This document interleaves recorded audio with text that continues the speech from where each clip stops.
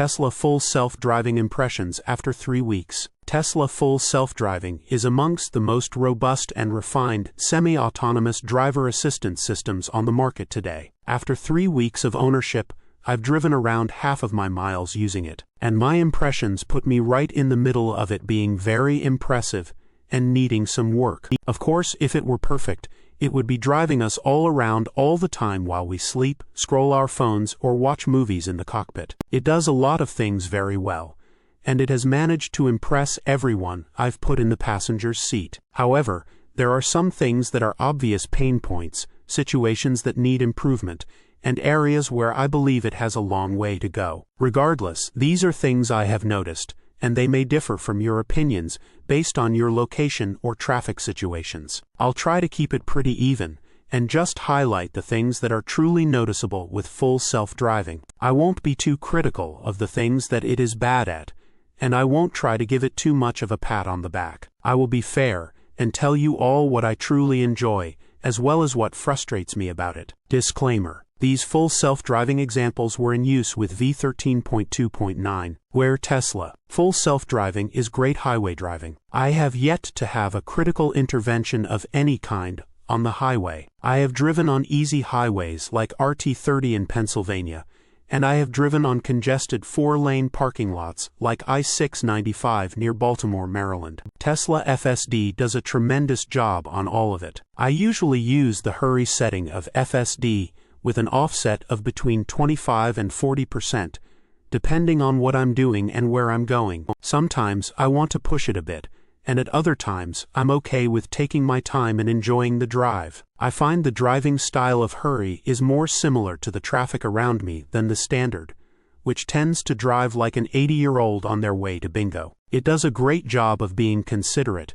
maintaining an appropriate rate of travel, getting over for cars that are tailgating in the left lane after passing traffic, and it always is where it needs to be when it needs to be there. Taking the stress out of driving. A few nights ago, I was having some trouble sleeping, and I was up at 3 a.m. I decided it would be a good time to get up, grab a breakfast burrito and a coffee, and head to the supercharger. If you don't know, I do not have home charging, and I will be diving into EV ownership without that in a future article. I let FSD drive me to the supercharger and back while I was done. I was able to enjoy a beautiful sunrise without having to focus all my attention on the traffic around me, while still maintaining enough attention to the road to keep the driver monitoring happy. It was really nice. I enjoyed the ride, and it felt like I was in an Uber with a very careful driver, while I enjoyed the rest of my coffee and peeked at the sky every few seconds. Learning and improving. A few weeks ago, I approached an accept right turn stop sign. I have discussed how these are a Pennsylvania specialty, and the first time FSD encountered one in my Model Y, it stopped, even though we were heading right. I took over, submitted a voice memo to Tesla about it, and went on with my evening. A week later, the car approached the same turn, and to my surprise, it proceeded through the stop sign correctly, safely, and at an appropriate speed. It was nice to see this improvement, especially since this is one of those regional issues that Tesla will need to address before FSD is fully autonomous. The change even impressed my fiancé, who was with me during both instances we came upon this turn, where Tesla full self-driving could be better. Auto wipers, good gravy. These auto wipers always seem to give me a good laugh. They never really have the right speed. They are either way too fast or not fast enough. There's never been a happy medium. It also loves to activate a single wipe of the blade at the strangest times. I've noticed that it actually seems to activate at the same spots on the road sometimes. There's a hanging branch near my house,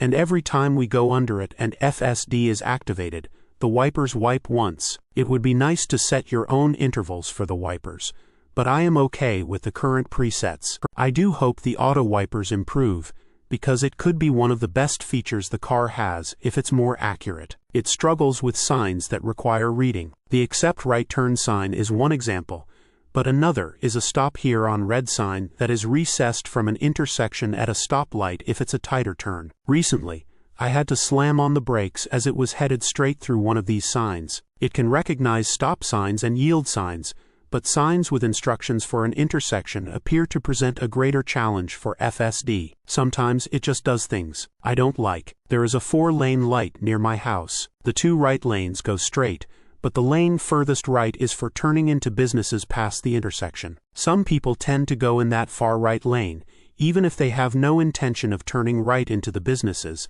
and take off quickly from the light to cut ahead. I'm not saying it's illegal or even wrong, but I personally prefer not to do it. I am never in that much of a hurry. FSD tried to do that the other day. I intervened and kept it in the lane that is designed to go straight. I wouldn't say this is technically an intervention. I would just say it's a move I wasn't super comfortable with, because I know people tend to get frustrated with those who cut the line. It's an etiquette issue, and I didn't want FSD to do it. I also am not a huge fan of when there is no traffic in the right lane, yet it continues to cruise in the fast lane. I was taught to drive in the right lane and pass in the left lane. There are states where cruising in the left lane is illegal, and it sometimes tends to stay in the passing lane too long for my liking. I will turn on my right signal and get back into the correct lane. These are totally disputable, and I am aware of that. Some people might not see a huge issue with these 2 examples,